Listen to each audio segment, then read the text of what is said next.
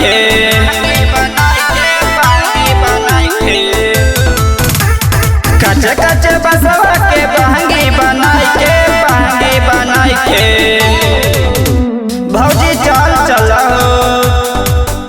भौजी चाल चला हो छठे घाटे पियरी पहिर के भौजी चाल चला हो छठे घाटे पियरी पहिर के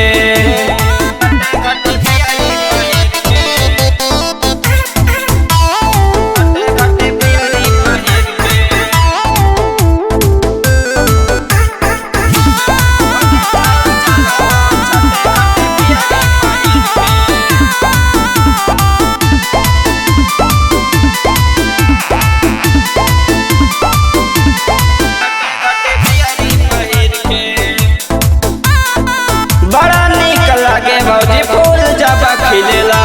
घटिया पे जाइए बड़ा सुकून मिलेला बड़ा नीक लागे भौजी फूल जब खिलेला घटिया पे जाइए बड़ा सुकून मिलेला बिनती करब छठी मैया दोनों हथवा पसारी के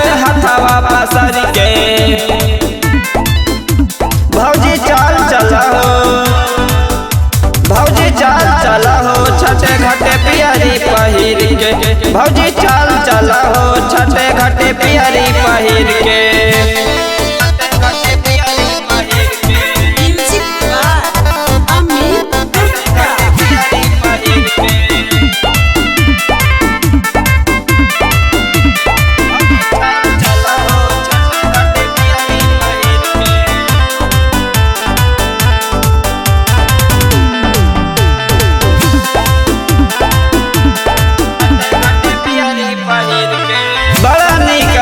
भौजी छठ घाट जाइला